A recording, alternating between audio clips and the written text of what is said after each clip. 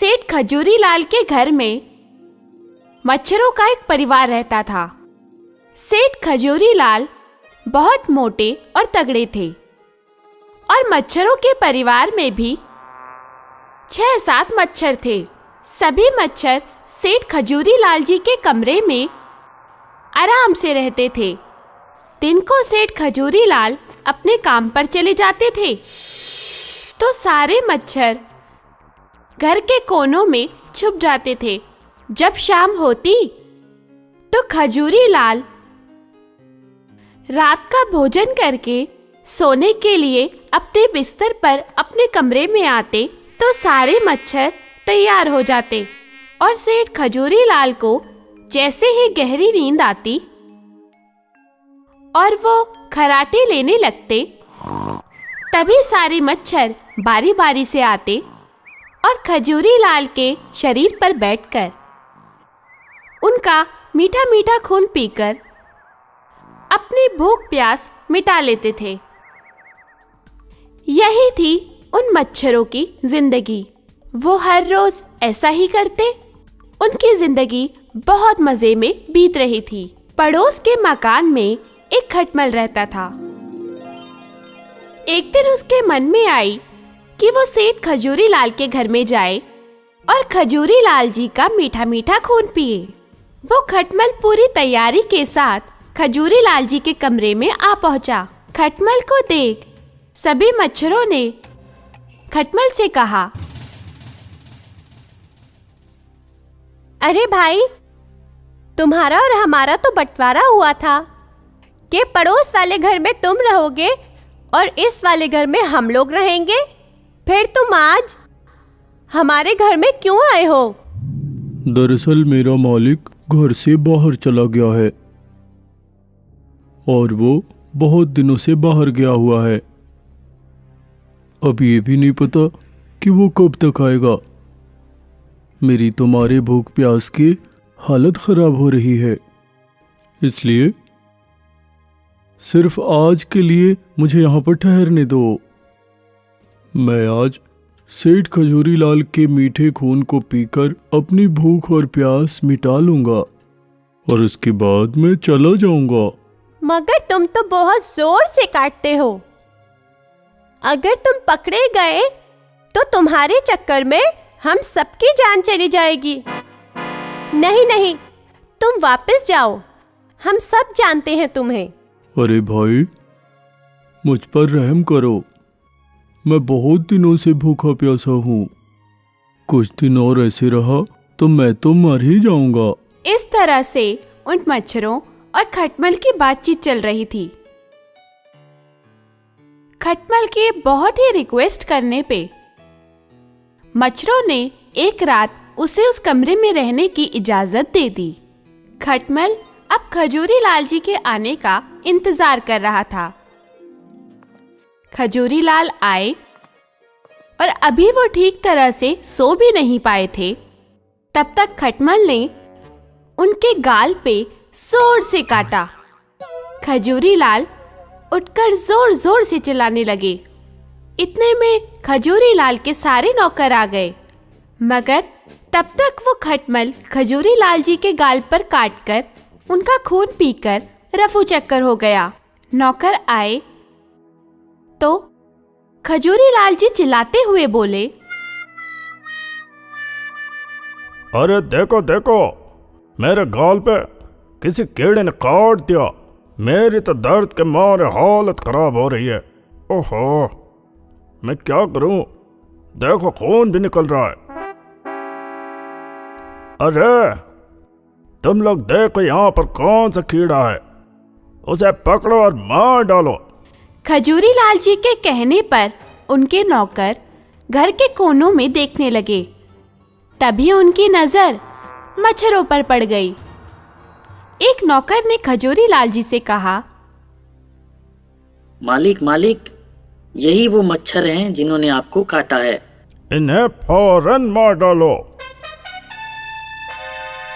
ठीक है मालिक, हम अभी दवा छिड़क कर इन्हें मार डालेंगे।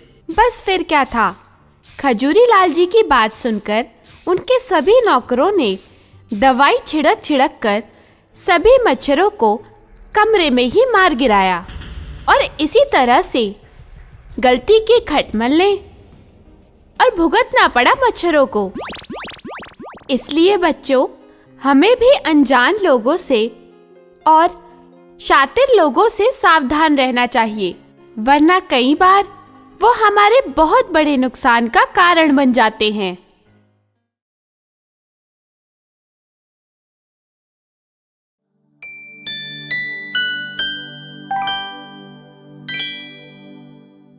मथुरा के जंगल में एक पेड़ पर कौवे का एक जोड़ा रहता था। कौवा और कौवी मथुरा के जंगलों में बहुत दिनों से रहते थे।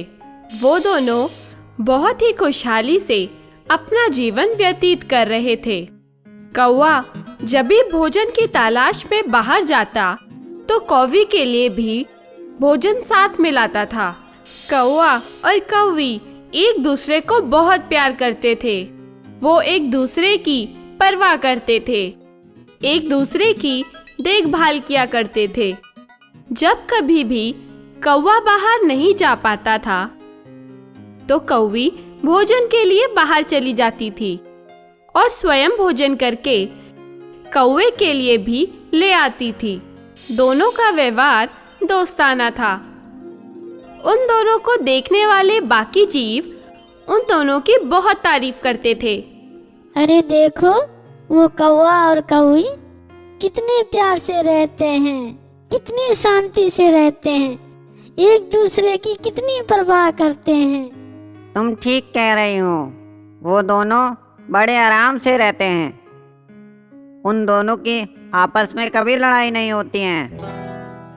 और एक मेरी पत्नी है जो मुझे चैन से रहने ही नहीं देती हैं। बिना बात के मुझसे झगड़ा करती रहती हैं। अरे तोता भाई, शांति से रहना खुश नसीबों को नसीब होता है। जिनके नसीब अच्छे होते हैं वही शांति से रहते हैं। अरे नहीं, तुम कैसी बात कर रही हो? नसीब का खेल नहीं होता, समझदारी की बात होती है।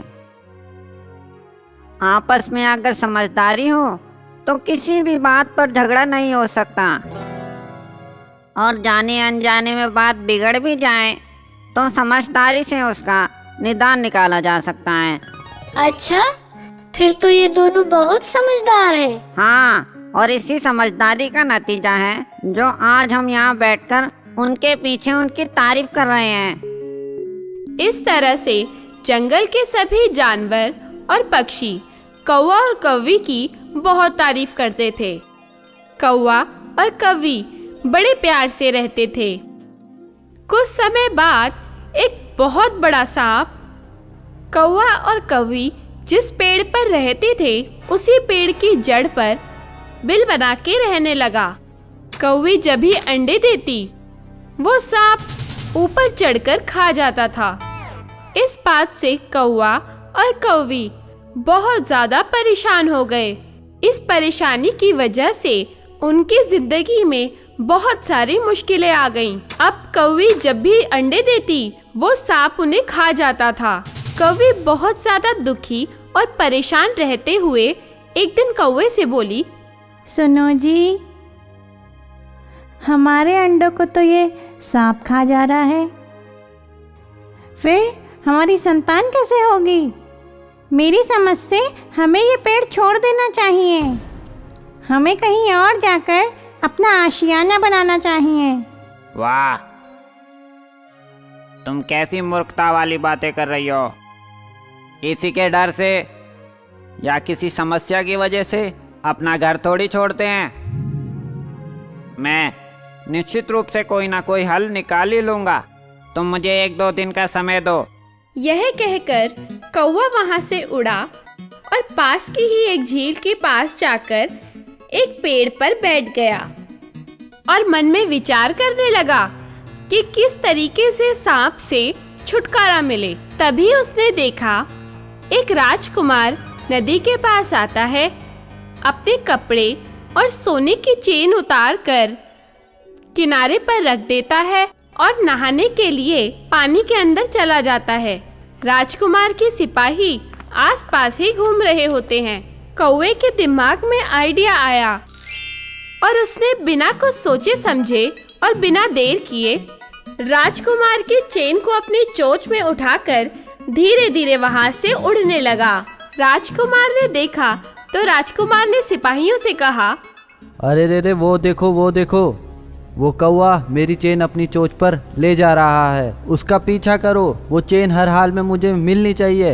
इस सब के बाद राजा के सिपाही पीछे पीछे और कौवा आगे आगे। थोड़ी देर के बाद कौवा उस पेड़ पर पहुंच चुका था जहां पर कौवा और कौवी का आशियाना था।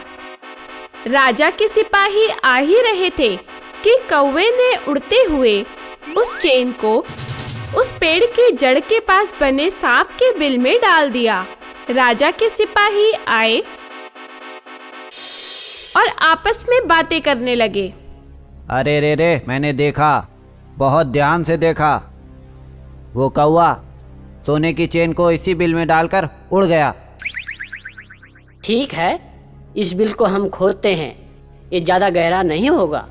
थोड़ी देर में सिपाही बिल को खोदते हुए अंदर चले गए। थोड़ी ही खुदाई के बाद उन्हें सांप दिख गया और सांप के पास पड़ी हुई सोने की चेन भी दिख गई।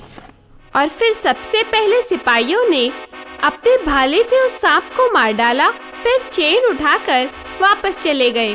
जब सिपाही वापस चले गए तो कौवा पेड़ पर आया और कौवे से बोला, देखा तुमने, इंसान की अक्ल बड़ी होती है। अगर समझदारी से काम लिया जाए तो बड़ी से बड़ी समस्या भी आसानी से दूर की जा सकती है। आप बिल्कुल ठीक कह रहे हैं। मैं तो यूं ही घबराकर यहाँ से जाने की बात कर रही थी।